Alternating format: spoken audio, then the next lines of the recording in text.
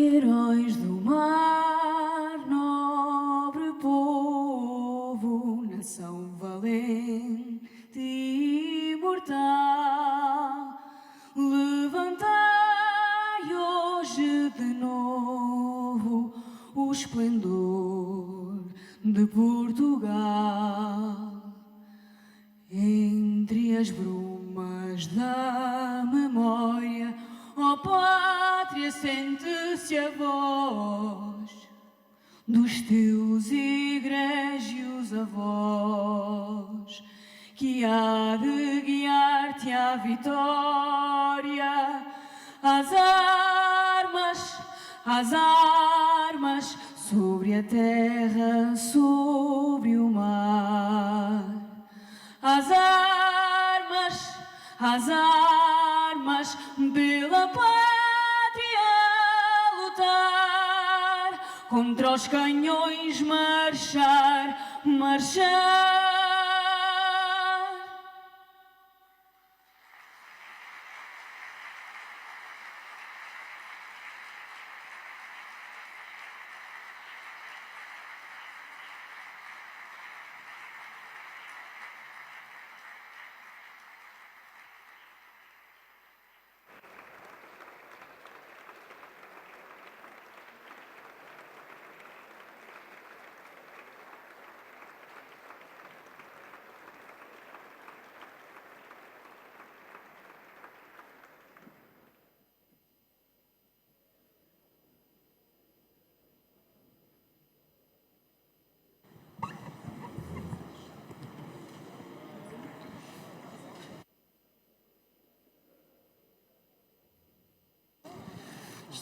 Está aberta então a sessão.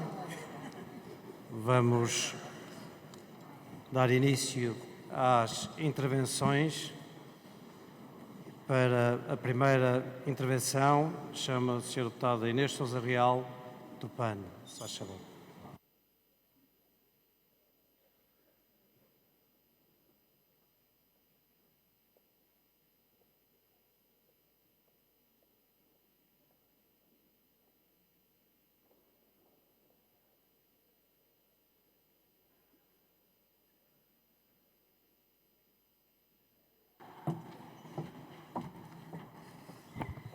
Excelentíssimo Sr. Presidente, senhoras e senhores deputados, membros do Governo, ilustres entidades e convidados e convidadas aqui presentes nesta sessão solene.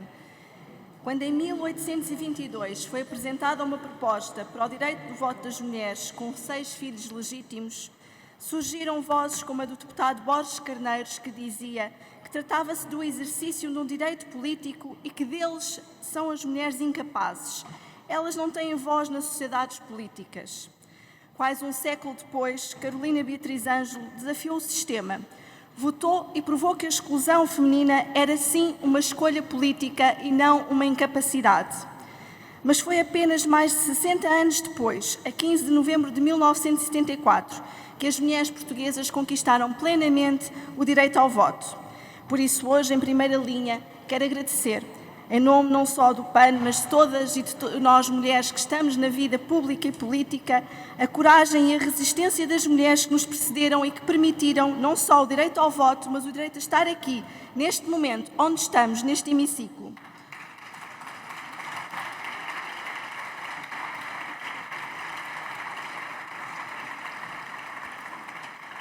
Mas, senhoras e senhores deputados, numa altura em que o mundo, de forma bastante complexa, recua naquilo que são os direitos de tantas mulheres e meninas, apesar de aqui estamos, olho em frente e não vejo igualdade plena. Apesar de sermos a maioria da população portuguesa, apenas 1/3 deste plenário é composto por mulheres. E mais do que isso, olhamos para o país e verificamos que a luta das mulheres está longe de ter terminado e ter sido superada com as desigualdades estruturais que ainda persistem. Amanhã celebramos o Dia Internacional da Mulher e nada mostra melhor a necessidade desse dia do que fazer no dia de hoje, 6 anos, a consagração do Dia do Luto Nacional em homenagem às vítimas de violência doméstica e às suas famílias, uma dimensão que claramente está por conquistar e ultrapassar no nosso país. E por isso, quando perguntam se ainda faz sentido celebrar o Dia da Mulher, gostaria de relembrar o seguinte. No ano passado morreram 22 pessoas, 19 delas mulheres, às mãos dos companheiros.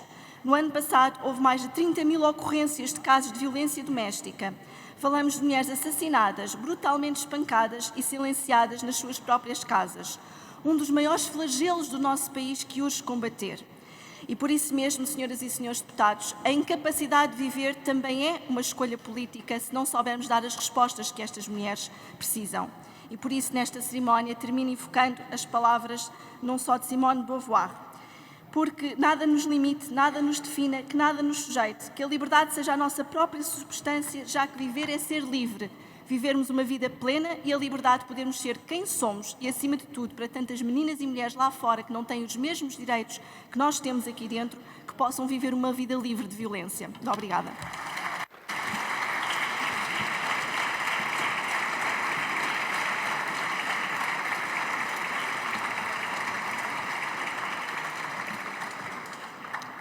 Sr. Deputado João Almeida, CDS-PP, se faz favor.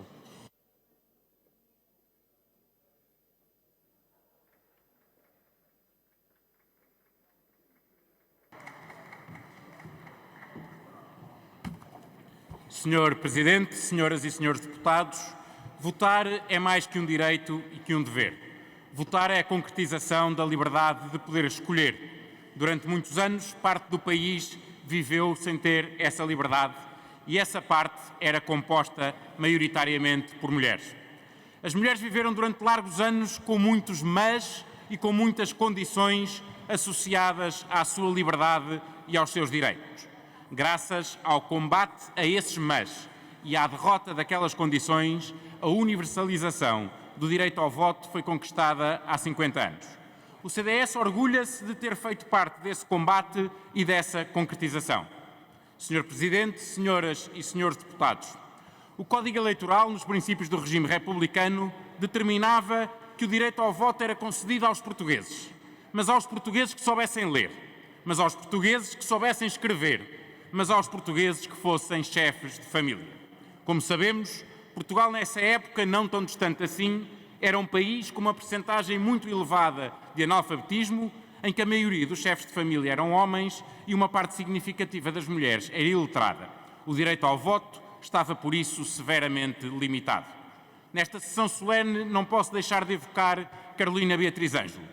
Tendo o primeiro ato eleitoral na Primeira República tido lugar em 28 de maio de 1911, Beatriz Ângelo foi a primeira mulher portuguesa que conseguiu ter direito ao voto para a Assembleia Nacional Constituinte. Era mulher e era médica, mas à época nem essas condições lhe garantiram imediatamente o direito ao voto. Sucede que Beatriz Ângelo ficou viúva e tornou-se chefe de família. Assim, e só assim, por uma circunstância dramática e aproveitando uma lacuna no Código Eleitoral, pediu para votar nas eleições de 28 de maio de 1911. Sem hipótese, mesmo assim, foi-lhe negado o exercício do direito de voto. Carolina Beatriz Ângelo não desistiu. Recorreu à Justiça, que lhe deu razão, permitindo-lhe exercer essa liberdade. Foi Carolina Beatriz Ângelo quem apareceu para abrir caminho para a mudança de mentalidade e para que enviuvar não fosse, de forma macabra, a única circunstância habilitante ao voto das mulheres. Mas o voto das mulheres não se universaliza nessa data, nem nada que se pareça. Foi um caminho duro, longo e injusto para muitas mulheres. Finalmente, a 15 de novembro de 1974, todas as mulheres, independentemente de terem formação ou de serem ou não chefes de família, foram reconhecidas como eleitoras. Passaram a ser eleitoras de pleno direito. Senhor Presidente, senhoras e senhores deputados, no CDS sempre fomos a favor da igualdade entre mulheres e homens. Logo na sua fundação, o CDS fez questão de incluir na sua declaração de princípios a defesa intransigente da igualdade social entre homem e mulher. E logo após, em 1976, uma das suas dirigentes foi também a primeira deputada do CDS à Assembleia Constituinte, Maria José Sampaio, a quem aqui também presto homenagem. No CDS sempre demos lugar ao mérito e à competência e por isso foi naturalmente que sempre tivemos mulheres que se destacaram na representação do partido e dos seus valores. No CDS, mulheres e homens sempre lutaram pela igualdade de oportunidades. O CDS elegeu Maria José Nogueira Pinto como líder parlamentar e Assunção Cristas como presidente do partido para além de ter dado muitos outros lugares de destaque a mulheres, muito antes de outros partidos o fazerem. O CDS orgulha-se muito da defesa que faz e fez sempre do papel das mulheres na vida pública. Não aceitamos lições daqueles que noutros dias e noutras circunstâncias não têm a coragem ou a frontalidade de dizer mulher e inventam pessoa que isto ou pessoa que aquilo. Senhor Presidente, senhoras e senhores deputados, diz-se mulher e será sempre mulher. Não aceitamos lições dos que se acham donos de algumas causas nesta casa e, sobretudo, quando o CDS, ao longo de 50 anos, teve o nível e a qualidade de tantas mulheres na linha da frente da defesa dos seus valores. São e foram muitos os exemplos, mas por todas, e a terminar, recordo Maria José Nogueira Pinto, para em sua memória estender uma homenagem a todas as mulheres que ao longo de 50 anos lutaram pela concretização da democracia em Portugal.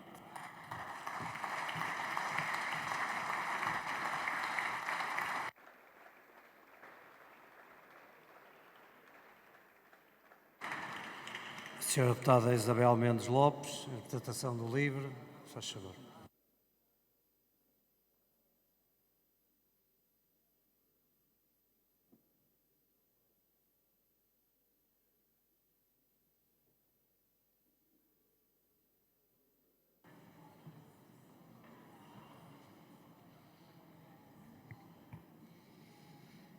Senhor Presidente da Assembleia da República, Senhora e Senhor Membros do Governo, excelentíssimas convidadas, excelentíssimos convidados, Senhoras Deputadas, Senhores Deputados, cidadãs, cidadãos. A luta pela participação política das mulheres é longa, antiga e atual. Algo tão simples como o direito ao voto universal para todas as mulheres só foi alcançado em Portugal há 50 anos. Carolina Beatriz Ângelo surge sempre quando falamos do direito ao voto das mulheres. Foi a primeira mulher a votar em Portugal, mas só porque havia um buraco na lei que indicava que eram eleitores todos os cidadãos portugueses com mais de 21 anos que soubessem ler e escrever e fossem chefes de família. É que o legislador nem sequer pensou que uma mulher poderia votar ou podia preencher estes critérios. Mas Carolina preenchia e, por isso, exigiu e conseguiu ser incluída no caderno eleitoral e, em 1911, votou para a Assembleia Nacional Constituinte. Mas logo no ano seguinte, este buraco na lei foi corrigido, passando a ser explícito que só os homens poderiam votar, só os homens poderiam ser cidadãos eleitores. Só passados quase 20 anos, já na década de 1930, é que algumas mulheres passaram a poder votar. Sempre com um mas. Podem votar, mas apenas as mulheres com ensino superior ou chefes de família. Uns anos depois, podem votar, mas apenas as mulheres solteiras, de reconhecida idoneidade moral, seja lá o que isso for, com habilitações mínimas independentes. Ou seja, qualquer mulher perdia o direito ao voto se casasse. E porquê? Porque era inimaginável uma mulher poder votar diferente do seu marido. Aliás, o argumento do direito ao voto das mulheres casadas poder pôr em causa a guarda da paz familiar foi largamente e calorosamente usado.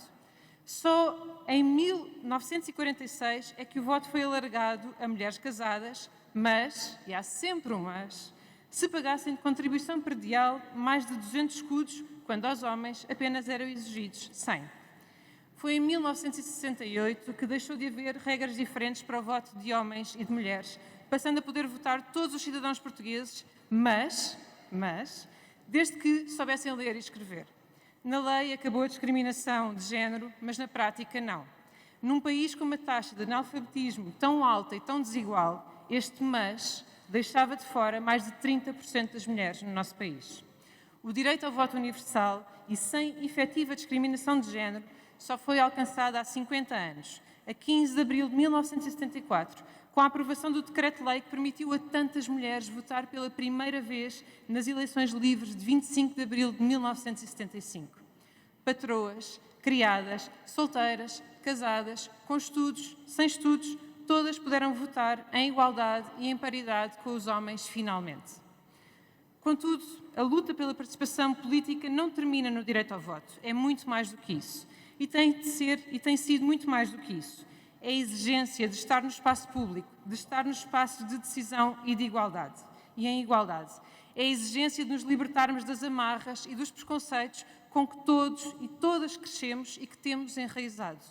E é o que fizeram, e é o que têm feito tantas feministas, que têm desafiado estes preconceitos e dito algo tão simples como: uma mulher é quem e como ela quer ser.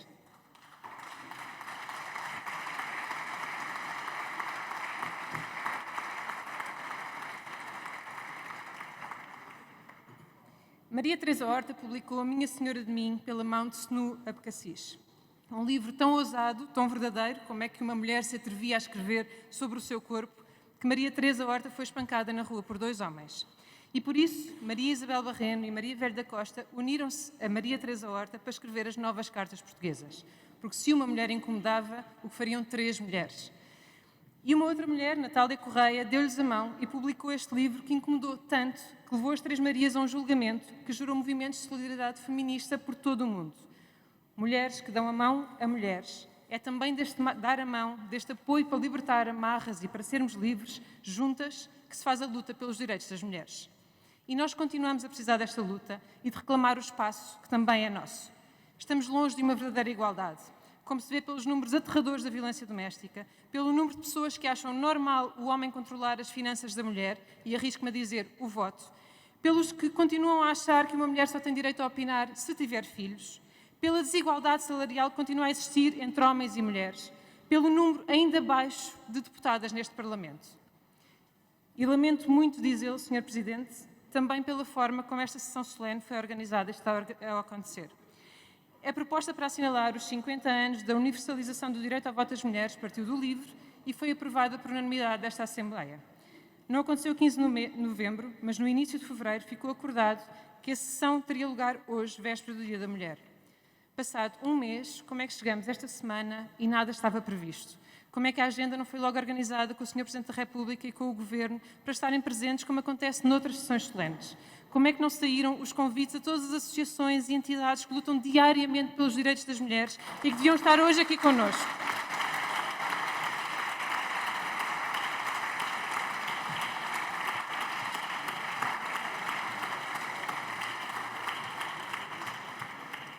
Nós já tivemos outras sessões solenes, as últimas foram há muito pouco tempo, 25 de novembro e o centenário de Mário Soares. Não há falta de conhecimento e de experiência de como organizar uma sessão solene.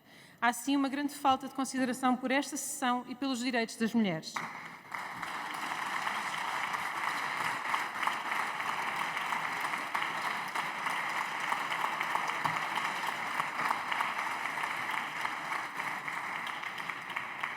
É que os mas, as amarras continuam a existir, Sr. Presidente. Da nossa parte, continuamos a lutar. Amanhã saímos à rua, de mão dada, a todas e a todos os que combatem a discriminação e que lutam por uma igualdade que nos permita, a todas e a todos, sermos mais livres, sermos mais visíveis, sermos mais felizes. Muito obrigada.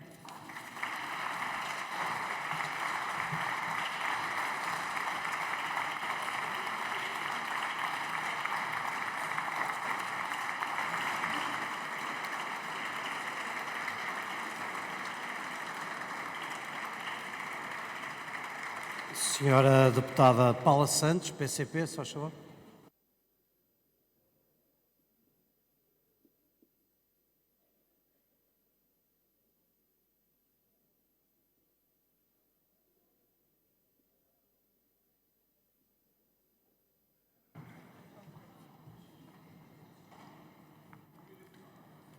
Senhor Presidente da Assembleia da República, senhoras e senhores membros do Governo, senhoras e senhores convidados, senhoras e senhores deputados. Em vésperas das comemorações do Dia Internacional da Mulher, dirijo uma saudação às mulheres trabalhadoras, às operárias, às intelectuais, a todas as mulheres, mães, avós, filhas, às mulheres que todos os dias lutam por uma vida melhor e pela efetivação dos seus direitos. A história demonstra-nos que as mulheres não são sujeitos passivos. Foram e são protagonistas de muitas e muitas lutas por direitos, pela igualdade, pela emancipação. Corajosas, destemidas, determinadas, as mulheres enfrentaram a repressão, a privação e até mesmo a prisão. Foi assim na luta pelo direito ao trabalho e igualdade de salário, contra a exploração e a fome, pelos direitos políticos, em especial pelo direito ao voto, pela proteção da maternidade e da primeira infância, pela educação, pela paz, contra a guerra colonial, em solidariedade aos presos políticos, pela liberdade e a democracia. Foi assim a luta das mulheres todos os dias em plena ditadura fascista. A ação, a intervenção e a luta das mulheres contribuiu para derrubar o fascismo, para o 25 de Abril, para a consagração dos direitos, liberdades e garantias e a implementação do regime democrático. Foi com a Revolução de Abril que os direitos políticos, económicos, sociais e culturais foram conquistados. A universalidade do direito ao voto, o direito de eleger e de ser eleito, o direito de participação em igualdade, a realização de eleições para os órgãos de soberania são parte do nosso regime democrático. O direito ao voto, poder optar, ser determinante para a tomada de decisões quanto ao futuro do nosso país, é de um valor incalculável e que se traduziu na participação massiva nas primeiras eleições livres, diretas e de sufrágio universal para a Assembleia Constituinte em 1975. Momentos únicos e exaltantes. Registou-se uma participação das mulheres sem paralelo, da participação política à sindical, na participação em atividades culturais, à prática desportiva, da gestão de equipamentos públicos, por exemplo, ao acesso a novas profissões e carreiras. A participação das mulheres esteve presente nas profundas transformações económicas e sociais no país, que consagrou na nossa Constituição a igualdade entre homens e mulheres em todas as dimensões da vida, o princípio de trabalho igual, salário igual, determinante para a elevação das condições de vida. No entanto, e apesar dos avanços extraordinários e da consagração da igualdade na lei, ela não se reflete em toda a sua plenitude na vida das mulheres. Persistem obstáculos que impedem a participação das mulheres ativamente na vida coletiva e na vida política e social, o que por si só representa um empobrecimento do regime democrático. O direito ao voto é sem dúvida de uma enorme importância, mas por si só não é suficiente se não estiverem criadas as condições para uma efetiva participação das mulheres na definição das opções políticas, se as suas reivindicações não forem tidas em conta nas decisões a tomar. Os direitos políticos são bem mais vastos e, em muitas circunstâncias, estão ainda muito longe de estarem acessíveis a todas as mulheres. Bem sabemos como as tarefas domésticas, cuidar dos filhos ou dos familiares, recaem sobretudo sobre as mulheres trabalhadoras e tudo isto após uma jornada de trabalho e que não lhes permite ter tempo para participar na vida coletiva. Por mais cotas que haja, sem resolver os problemas estruturais, as mulheres trabalhadoras serão as primeiras excluídas. E põe-se assim a remoção dos obstáculos e a garantia dos direitos políticos às mulheres, incluindo a promoção da sua participação política. As cotas também criaram ilusões de que a presença de mais mulheres eleitas significaria que os seus direitos estariam mais defendidos. Mas a vida mostra que não é assim. Quantas e quantas vezes mulheres aqui na Assembleia da República rejeitam propostas concretas para reforçar os seus direitos. Ainda há bem pouco tempo, quando discutimos e votámos propostas para reforçar os direitos no que diz respeito ao acesso à interrupção voluntária da gravidez. Fica evidente que não é o sexo que determina as opções políticas, mas a natureza de classe das forças políticas que integram. Por outro lado, as mulheres são as mais afetadas pelos baixos salários, pela pobreza, pela precariedade. Não há qualquer possibilidade de articulação da vida profissional e pessoal com a desregulação dos horários de trabalho, com os elevados ritmos de trabalho, com o desrespeito dos direitos de maternidade e paternidade e muitas das vezes têm 2 ou mais trabalhos para enfrentar o elevado custo de vida. O acesso à saúde sexual e reprodutiva é cada vez mais uma miragem. Encerramentos de urgência de obstetrícia, dificuldades no acesso ao planeamento familiar, são apenas alguns dos exemplos, quando continuam a ser vítimas de diversas formas de violência que urge dar combate. O respeito dos direitos das mulheres, a igualdade, são condição para uma sociedade verdadeiramente democrática. Garantir que a igualdade na lei é a igualdade na vida só é possível com uma política alternativa, que combata as desigualdades, a exploração e todas as formas de discriminação, retomando e pondo os valores e as conquistas de Abril no futuro. Hoje, tal como no passado, a ação, a intervenção e a luta das mulheres é o fator determinante para um futuro onde a igualdade e a emancipação das mulheres seja de facto uma realidade. Obrigado, Sra. Deputada.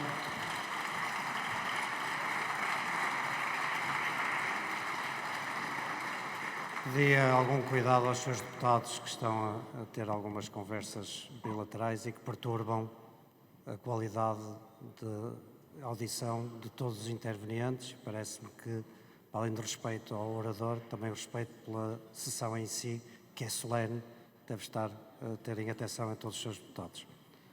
Sra. Deputada Joana Mortágua, Bloco de Esquerda.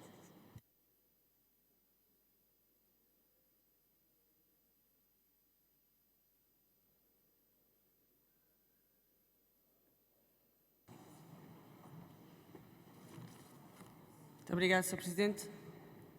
Saúdo os presentes e as presentes, as associações feministas. Saúdo, para não deixar de notar, os ausentes, a começar pelo Primeiro-Ministro, pelo Governo, pelo Presidente da República, que demonstram que, sendo solene, esta cerimónia é de uma solenidade menor do que as outras cerimónias solenes que acontecem tão frequentemente nesta Assembleia da República.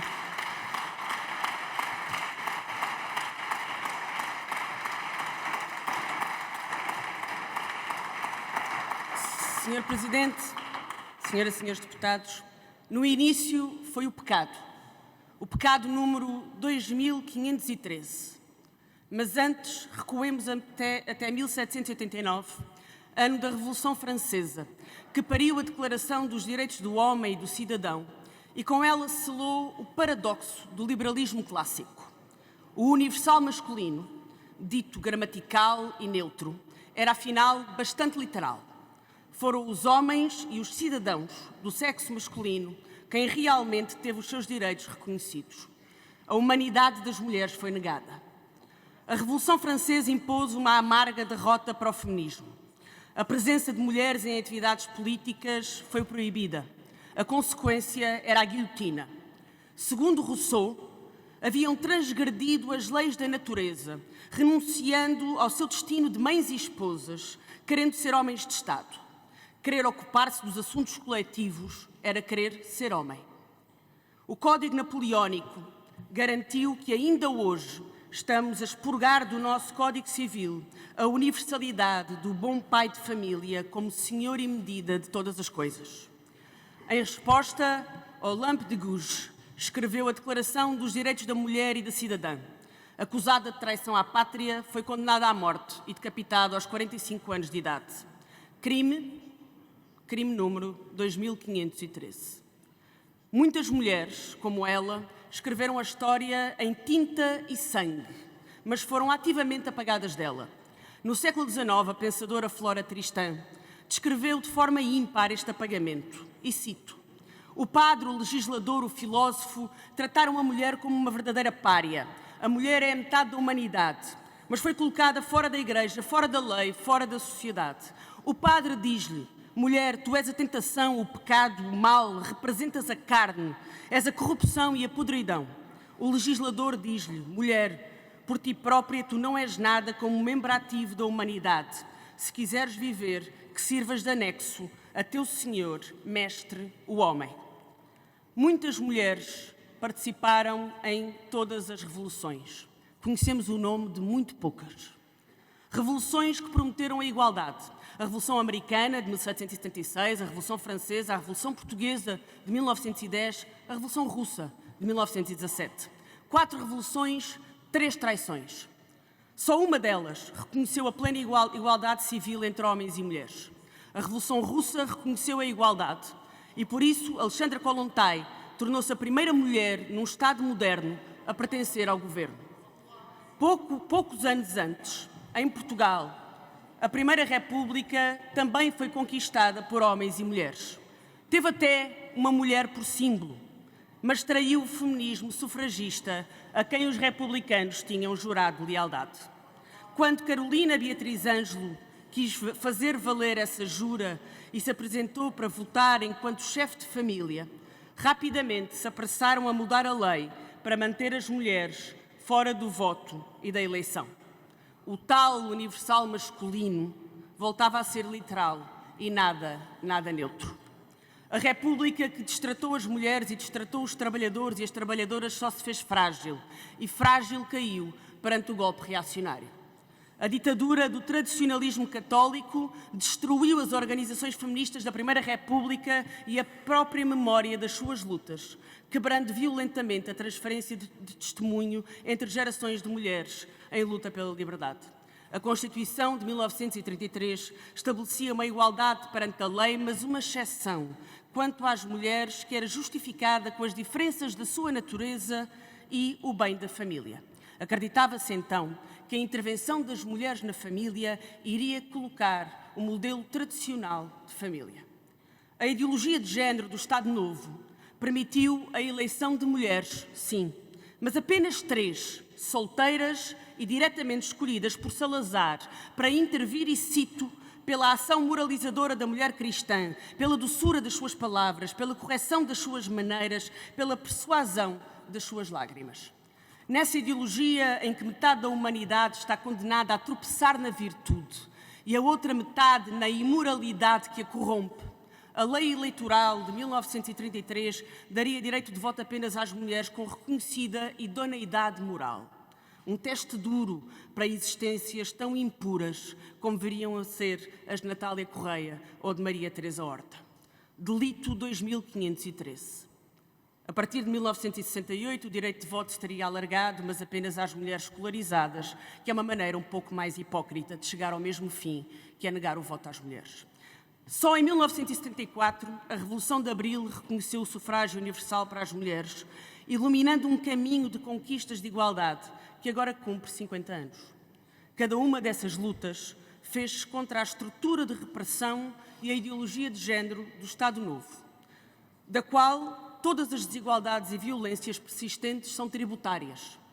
Por isso, hoje é o dia certo para dizer: não aceitamos que, sob os mesmos pretextos com que durante séculos excluíram e oprimiram as mulheres, agora queiram impor retrocessos aos direitos das mulheres e oprimir a diversidade.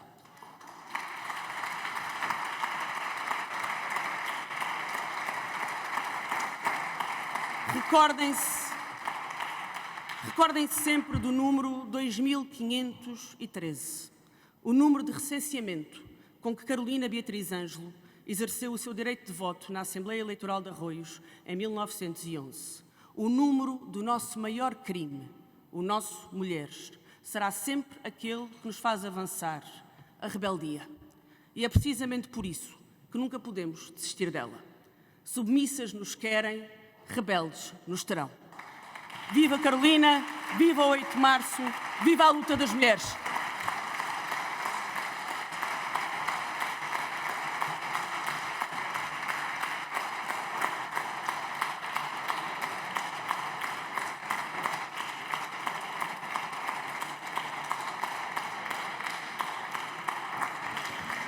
Senhora Deputada Mariana Leitão, Iniciativa Liberal, se faz favor.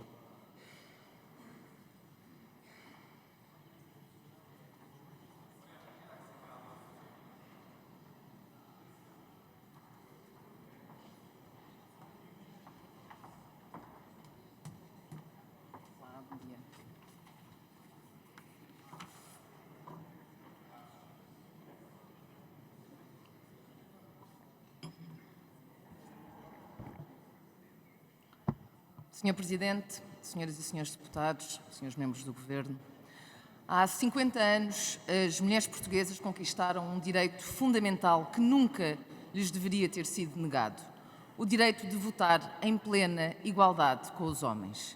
Este momento não foi apenas uma vitória simbólica, foi a afirmação definitiva de que as mulheres têm o mesmo papel na construção do futuro de Portugal. A igualdade perante a lei foi uma conquista essencial, mas a verdadeira igualdade só se alcança garantindo que cada pessoa tem as mesmas oportunidades de demonstrar o seu valor e a mesma liberdade para escolher o seu caminho. O mérito deve ser o único critério para o sucesso, seja na política, na economia ou em qualquer outra esfera da sociedade, sem paternalismos, preconceitos, favores ou lugares garantidos por decreto. Por isso, esta foi uma vitória da liberdade e da justiça, um momento que reafirmou um princípio essencial. Todos os indivíduos devem ter os mesmos direitos. O direito de voto das mulheres foi mais do que uma alteração legislativa. Foi a aceitação, finalmente, de que a igualdade não é uma concessão. Mas esta conquista não aconteceu isoladamente. Ela foi o culminar de séculos de luta, não apenas em Portugal, mas no mundo inteiro. Desde os primórdios da civilização, as mulheres estiveram no centro da construção das sociedades, muitas vezes sem o devido reconhecimento. Foram governantes, filósofas, cientistas, guerreiras, artistas, empresárias e mães de gerações inteiras que moldaram o destino da humanidade. A sua contribuição nunca precisou de privilégios artificiais, mas sim do reconhecimento das suas capacidades e do seu mérito.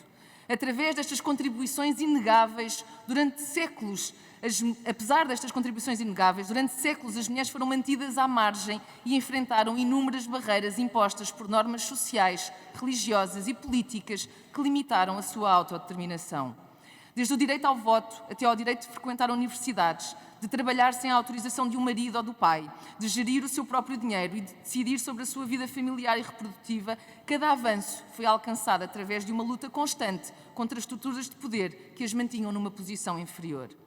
Mas sim, em muitas democracias, a participação política das mulheres, a sua presença no mercado de trabalho, o seu acesso à educação e o direito à não discriminação são hoje uma realidade. Em outros contextos, as mulheres continuam a ser oprimidas, reprimidas e excluídas, postas à margem de sociedades sem acesso à educação, sem acesso ao mercado de trabalho, forçadas a uma submissão completa à família e inseridas em sociedades onde não têm direitos ou liberdade. E por isso hoje deve ser mais do que um dia evocativo. Deve ser também um dia de reflexão sobre os desafios que persistem e sobre as ameaças concretas que, em diversos países e contextos políticos, colocam em risco a liberdade das mulheres, muitas vezes de forma violenta e sistemática. Hoje, celebrar este marco do direito ao voto das mulheres em Portugal não é apenas recordar o passado, é assumir a responsabilidade de continuar a defender a liberdade e a igualdade de direitos e oportunidades onde quer que sejam ameaçados. Hoje, celebrar este marco é enaltecer todas as mulheres que desafiaram as limitações impostas com coragem e deixaram a sua marca no mundo, assumindo que a sua contribuição nunca precisou de privilégios artificiais, mas sim do reconhecimento das suas capacidades e do seu mérito.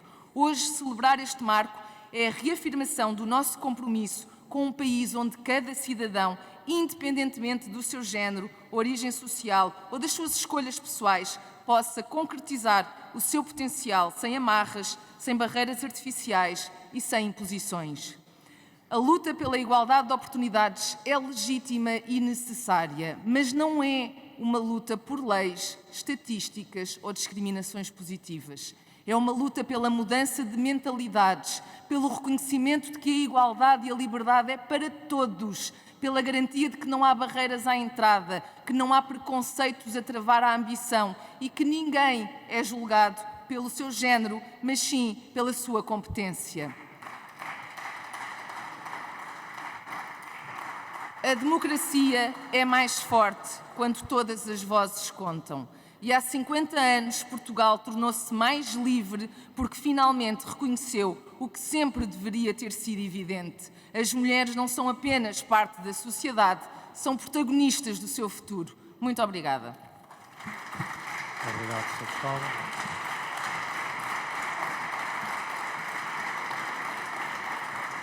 Senhora Deputada Manuela Tender, chega, se faz favor.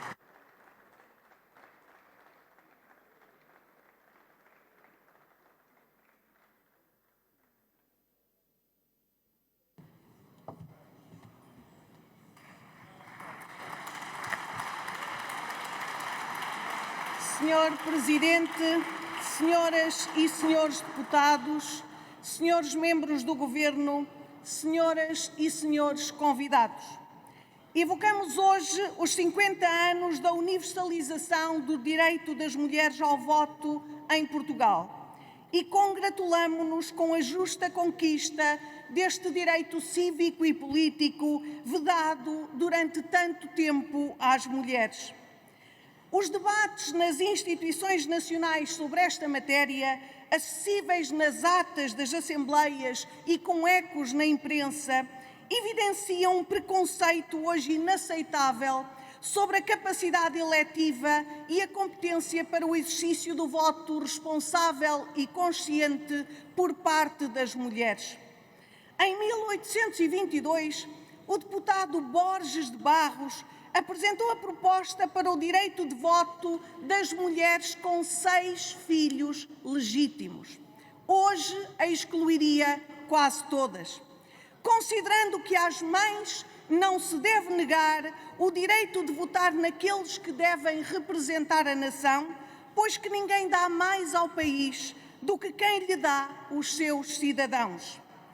E acusou os homens de manterem propositadamente as mulheres na ignorância, receando a sua superioridade, defendendo que as mulheres não têm qualquer defeito que as impeça de exercer os seus direitos políticos. Esta proposta não foi sequer admitida à discussão pelas Cortes, como o deputado Borges Carneiro a explicou, e cito: "Trata-se do exercício de um direito político e deles as mulheres são incapazes. Elas não têm voz nas sociedades políticas." Fim de citação. Este preconceito perdurou e perdurou. Em 1911, a médica Carolina Beatriz Ângelo aproveitou uma abertura na lei para requerer o direito ao voto como chefe de família, viúva, que sabia ler e escrever. Rapidamente essa brecha foi fechada e só em 1931 se reabriu, com muitas restrições, só abolidas após a Revolução de 25 de Abril de 74, com a consagração do sufrágio universal. Um marco importante na promoção da igualdade de direitos e de uma cidadania plena para homens e mulheres que o Chega defende e promove. Mas as mulheres são hoje confrontadas com outros preconceitos e ameaças que carecem de uma intervenção mais ativa na sua defesa por parte das nossas instituições. O preconceito continua a dificultar o acesso das mulheres a lugares de topo e a justificar diferenças salariais no mesmo escalão para a mesma atividade. Continua a atribuir o sucesso e a ascensão profissional das mulheres a fatores exógenos, muitas vezes socialmente censuráveis.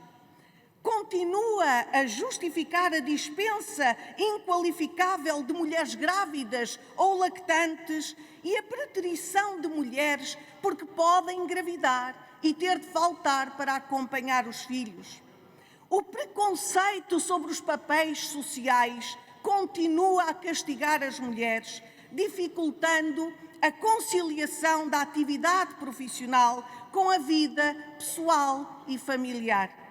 Continuam a desculpabilizar-se socialmente comportamentos agressivos e violações, gerando um sentimento de culpa na vítima. O preconceito, a ignorância e o sentimento de impunidade continuam a impedir o acesso da mulher a direitos fundamentais e a ameaçar a sua integridade e a sua vida. Quantas mulheres têm morrido vítimas de violência doméstica, mesmo após a denúncia própria ou de terceiros? Continuamos a falhar na defesa da integridade física e psicológica das mulheres, da sua dignidade e do acesso a direitos fundamentais.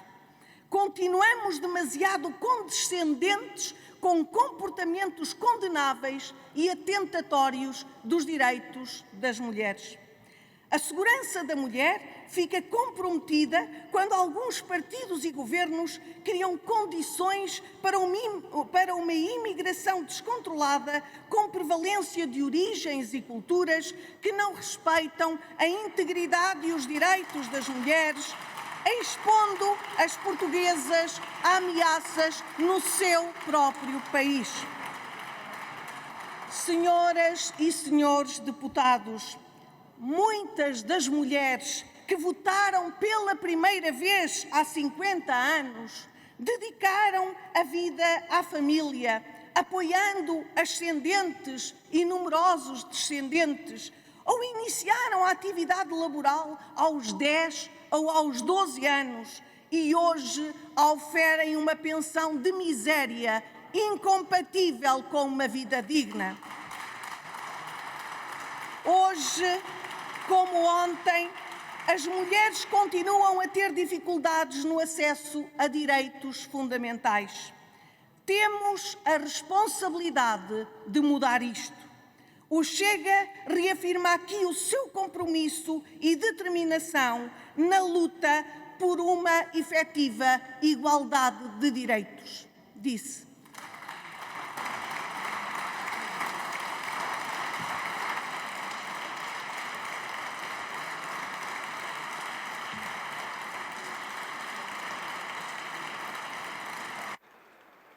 Senhora Deputada Alexandra Leitão, Partido Socialista.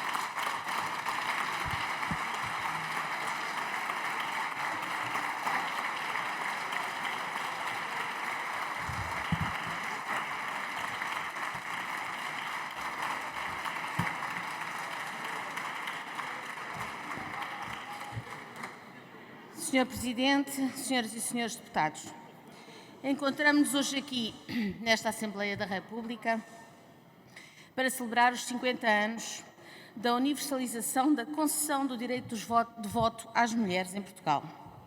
Disse concessão, mas devia ter dito conquista desse direito efetivo e pleno.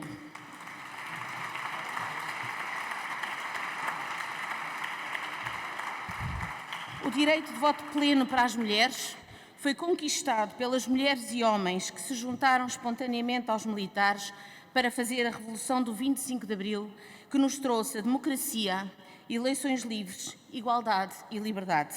Muito obrigada a todas e todos esses mulheres e homens. O processo para a democracia tem como momento seminal a eleição da Assembleia Constituinte.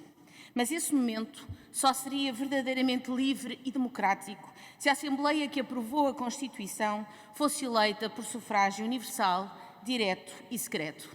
Por isso, foi aprovado o Decreto-Lei 620-A-74 de 15 de novembro, que garantiu pela primeira vez o direito de voto universal sem discriminação de género. Na sequência desse diploma, realizou-se um recenseamento assente na universalidade do direito ao voto, que assegurou que a Assembleia Constituinte representasse efetivamente a real e verdadeira vontade popular. Até essa data, nunca antes as mulheres tinham tido pleno direito de voto.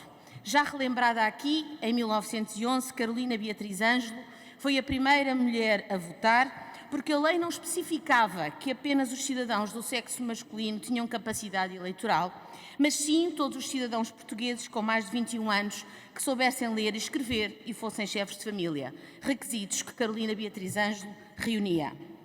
Mas o legislador depressa corrigiu essa omissão da lei, passando a ser explícito que só os cidadãos do sexo masculino teriam direito a voto. Só 20 anos depois, na década de 30, é que algumas mulheres passaram a poder votar se tivessem o ensino superior e fossem chefes de família, mais tarde apenas as mulheres solteiras, ou seja, uma mulher perdia o direito ao voto se casasse. No fim da década de 60, deixou formalmente de haver regras diferentes para o voto de homens e mulheres, passando a poder votar todos os cidadãos portugueses, desde que soubessem ler e escrever. Na prática, contudo, a discriminação mantinha-se, porque a taxa de analfabetismo entre os homens rondava os 25% e o das mulheres chegava quase a 40%. Assim, o direito ao voto universal e sem efetiva discriminação de género só foi alcançado há 50 anos nas eleições para a Assembleia Constituinte, realizadas em 25 de abril de 1975. Nesse dia, Portugal deu um passo decisivo na construção de um regime democrático e de uma sociedade justa e igualitária.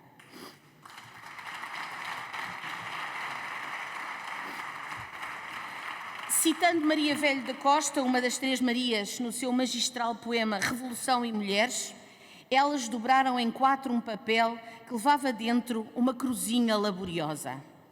A universalização do voto não foi apenas uma conquista eleitoral, mas um reflexo da vontade das mulheres de terem voz nas decisões políticas, de moldarem o seu futuro e o futuro de todos os portugueses. A sua participação nas urnas é um símbolo de emancipação e de capacidade de influenciar as escolhas políticas que afetam a sua vida e a da comunidade. Apesar da enorme evolução nesta matéria, a igualdade plena entre homens e mulheres está longe de ser um objetivo totalmente alcançado. Nas eleições de 1975, foram eleitas 20 deputadas em 250 mandatos, ou seja, 8%. Quase 50 anos envolvidos. Nas últimas eleições legislativas, foram eleitas 76 mulheres em 230 deputados, representando 33% do total de mandatos, menos 11%, aliás, do que na eleição anterior. Isto significa que a discriminação na capacidade eleitoral ativa foi eliminada há 50 anos, mas, infelizmente, ainda há fatores que afastam a plena igualdade no que respeita à capacidade eleitoral passiva e limitam a participação das mulheres na vida política. O Partido Socialista orgulha-se de ter tido a iniciativa de leis de paridade de género, mas ainda há muito caminho a percorrer.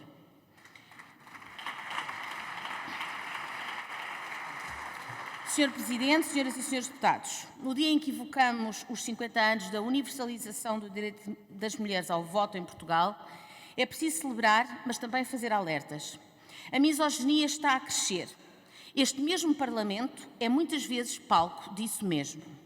Os números da violência doméstica e da violência contra as mulheres aumentam e assiste-se a um retrocesso em vários direitos das mulheres, desde o desinvestimento efetivo em políticas de igualdade, às limitações ao direito à saúde reprodutiva assegurada no papel, mas tantas vezes negada na prática, passando pela desigualdade salarial e no mercado de trabalho. E em muitas zonas do mundo, a situação das mulheres é insuportável. São discriminadas, impedidas de estudar e de trabalhar, privadas de liberdade, forçadas a casarem meninas, a engravidar e a abortar, humilhadas, assediadas, vendidas, trocadas, abusadas sexualmente, violadas, lapidadas, torturadas, mortas. Tudo isto perante a fraca ou nenhuma intervenção da comunidade internacional. É por isso que em todo o mundo continua a fazer sentido assinalar e comemorar o Dia da Mulher no dia 8 de março, amanhã.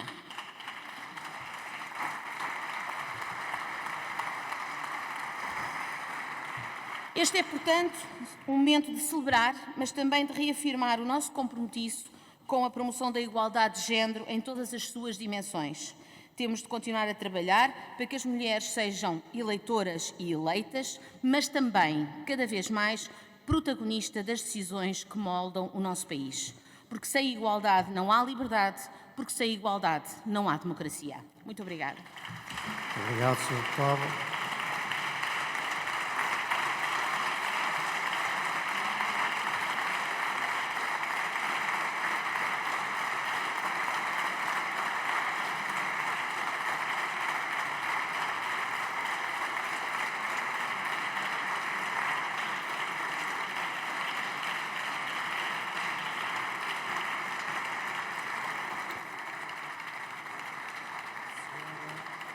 Senhora Vice-Presidente da Assembleia, Sra. Deputada Teresa Moraes.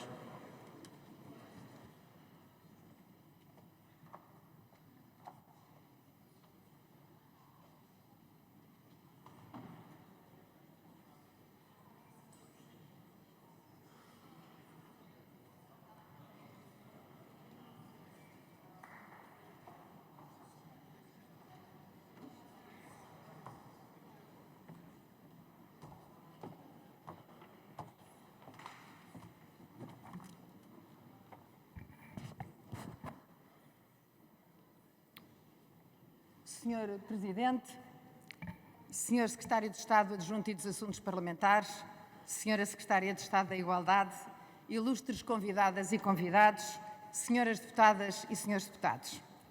O momento que hoje celebramos é uma referência democrática fundamental, sem a qual não poderíamos mesmo falar da existência de democracia. O voto universal das mulheres foi uma condição essencial para um Estado democrático que tardou e desesperou muitas gerações de mulheres que lutaram pelo sufrágio universal feminino e que são todas elas merecedoras de admiração e de profundo agradecimento. Passaram 50 anos dessa consagração, já aqui hoje, por diversas vezes, recordada, enaltecida, elogiada.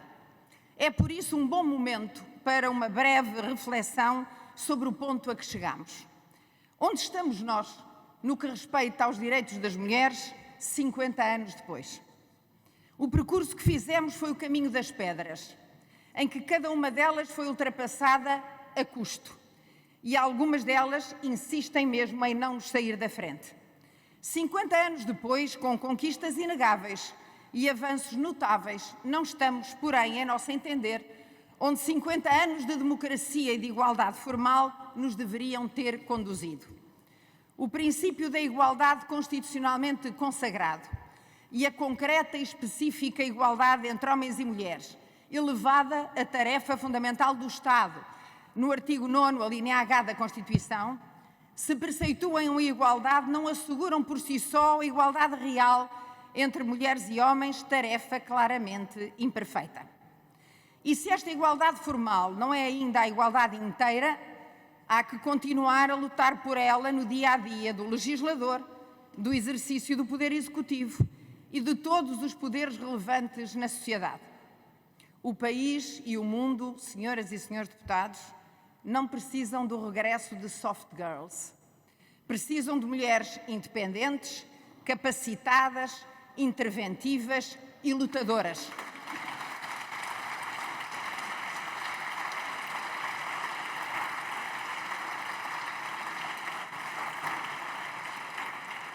A maioria da população, a sua parte mais qualificada, não pode continuar subrepresentada a todos os níveis, designadamente económico e político. Apesar de termos uma das mais elevadas taxas de participação das mulheres no mercado de trabalho, as mulheres são, como sabemos, ainda as mais afetadas pelo desemprego, pelo trabalho a tempo parcial e pela persistente segregação nas condições de trabalho. E neste percurso, que em largas pinceladas aqui se traça, é imperativo lembrar a persistência da desigualdade salarial que resiste à intervenção do legislador, aos esforços dos sucessivos governos e aos instrumentos criados para a combater. No que se refere à participação política, o ponto mais crítico é seguramente o domínio autárquico, com as mulheres a ficarem longe das presidências de câmaras, com números que em 2021 conseguiram regredir face às eleições autárquicas anteriores. O país terá em breve uma oportunidade para inverter esta tendência. Veremos se a vai aproveitar. Já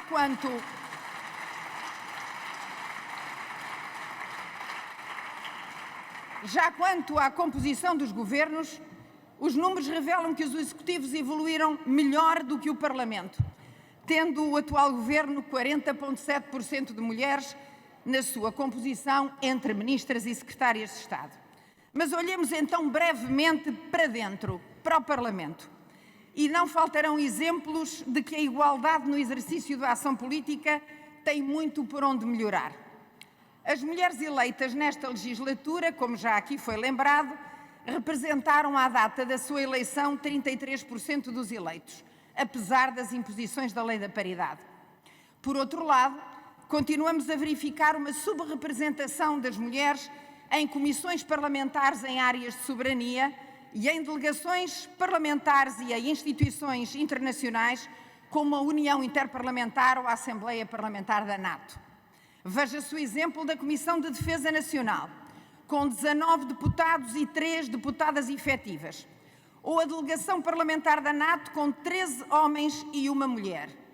Estamos, neste ponto específico, ao nível em que estávamos em 2002, quando eu integrava esta delegação e cheguei a ser confundida com a mulher de um deputado. Dirão alguns que se fez...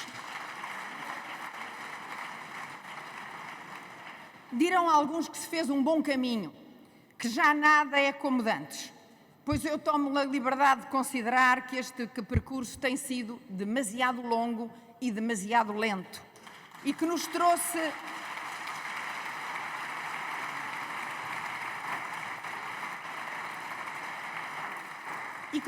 a um ponto de insuficiência de onde precisamos sair.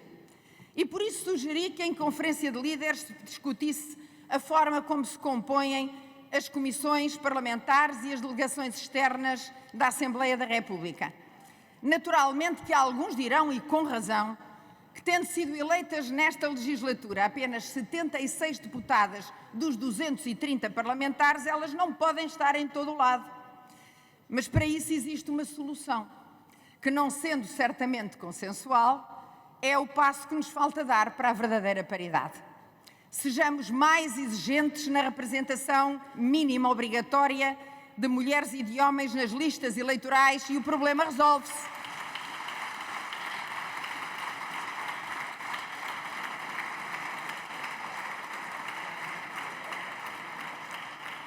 Acabe-se com a conversa estafada de que é difícil trazer as mulheres para a política. Aprofundem-se as condições de equilíbrio entre a vida familiar, pessoal e profissional e elas virão, como já vieram muitas das deputadas que aqui hoje se encontram. Apesar da família que fica longe, muitas com filhos pequenos e dos longos quilómetros que percorrem todas as semanas ou mesmo todos os dias para cumprirem o seu mandato, tal como fazem os deputados. Senhor Presidente, senhoras e senhores convidados, senhora e senhor membro do Governo, senhoras e senhores deputados, termino com uma referência às mulheres que não têm disponibilidade física nem mental para a participação política, talvez nem mesmo para a liberdade de exercerem o direito universal de voto conquistado há 50 anos, porque o seu único objetivo é sobreviver à violência doméstica de que são vítimas. Saibamos todos, Parlamento, governos, tribunais, forças de segurança, instituições sociais e comunidade, corresponder ao seu apelo, ouvir o seu grito desesperado e afirmar com vigor que o país não lhes pode continuar a falhar. Muito obrigada.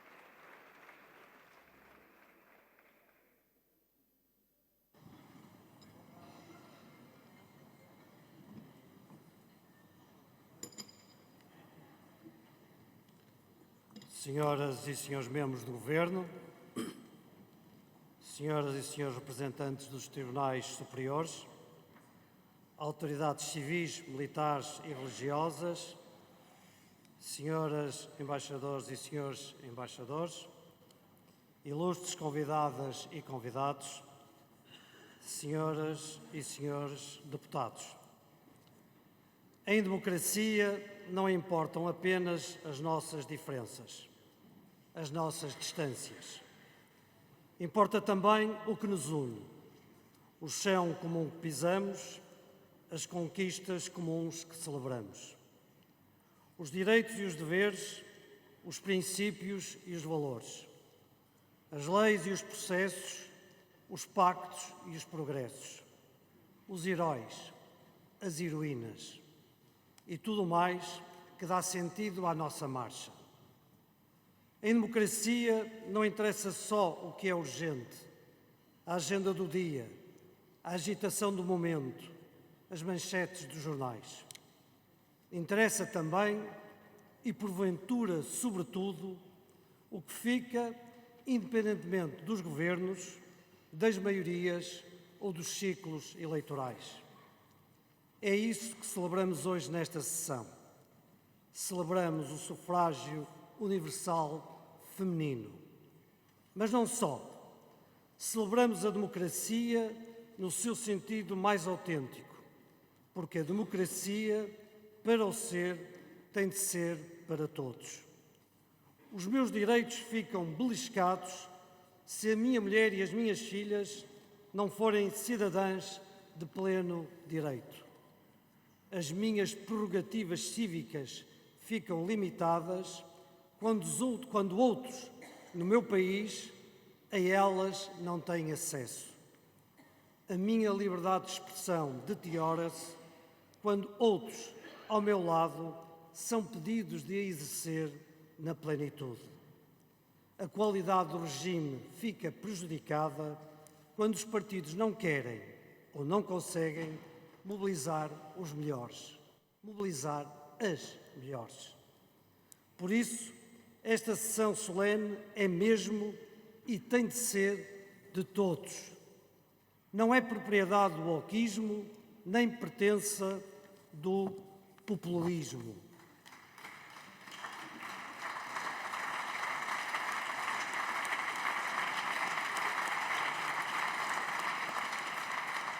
Nem dos que acham que os combates da igualdade são assunto fechado e resolvido, nem dos que pensam que ainda está tudo por fazer. Esta sessão é de todos. Senhoras e senhores deputados, abriu as portas ao voto universal, ao voto feminino universal. Mas o direito de voto é apenas uma parte do tema da participação política. Essencial, mas uma parte. Mesmo em democracia, foi preciso uma lei da paridade para garantir a representatividade mínima das mulheres. Andamos muito caminho, é verdade, desde a Assembleia Constituinte com 8% de mulheres até este Parlamento com 33%. Temos 2 líderes partidárias em exercício, 4 grupos parlamentares presididos por mulheres. Mas continuamos ainda a sentir que a política, vezes demais, é um mundo fechado à presença feminina. E não há razão para assim ser. Os estudos dizem-nos que as mulheres votam mais que os homens. O problema não é assim seguramente das mulheres, do seu alinhamento da causa pública. É mesmo de como a ação política se estrutura. É dos partidos, que precisam definir melhor os mecanismos de recrutamento. É do Parlamento, que precisa de cuidar melhor da relação com a sociedade e o território. É da progressiva fraca reputação inerente à política e ao seu exercício, de que muitos, fora e dentro dela, contribuem para a sistemática revisão em baixa e que afasta tanta e tanta gente. Especialmente aqueles e aquelas que já se habituaram a estar longe, bem longe da política. Senhoras e senhores deputados, acredito na força do exemplo que arrasta, que convence, que mobiliza. Acredito em gestos pessoais que fazem a diferença para o todo. Acredito em heróis e em heroínas. E hoje, nesta Assembleia, também é dia de as invocar. É dia de Carolina Beatriz Anjo, a mulher que processou o Estado republicano para poder votar. É dia de Margarida Tengarrinha, de Alda Nogueira, de Fernanda de Paiva de Tomás e de tantas mulheres que enfrentaram a repressão em nome de um país diferente.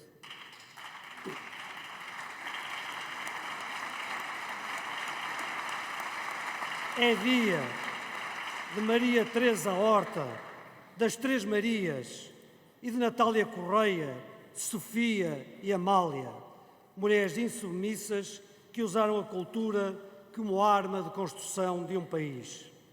É dia de Maria Jesus Barroso, de Manuela Yanes e de Senua Becassis, que foram sempre muito mais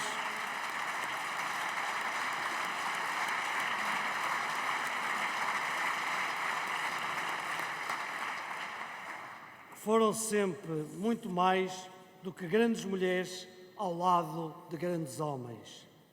É dia de Maria de Lourdes Pintacilgo e também de Assunção Esteves, das mulheres que quebraram barreiras, que foram as primeiras para que pudesse haver segundas sem estigmas. Hoje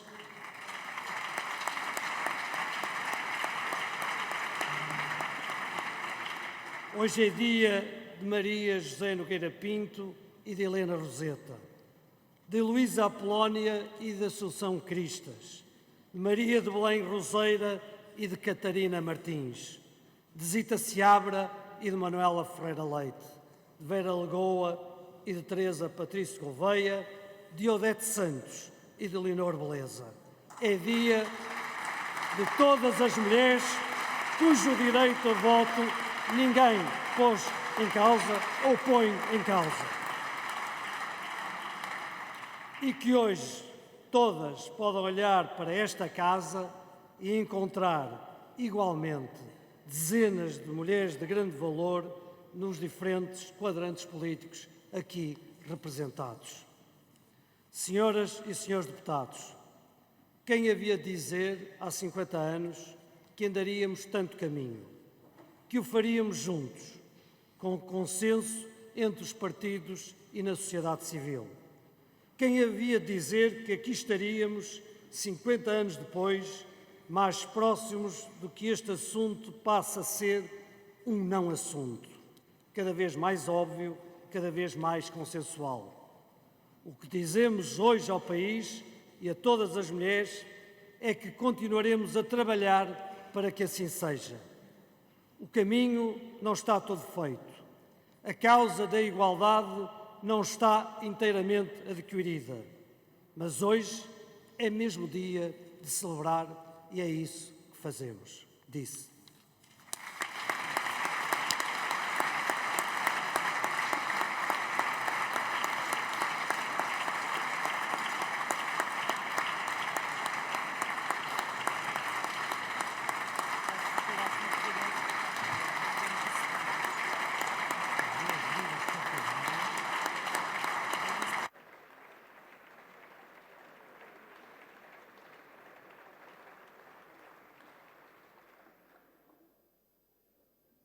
Vamos ouvir o hino nacional.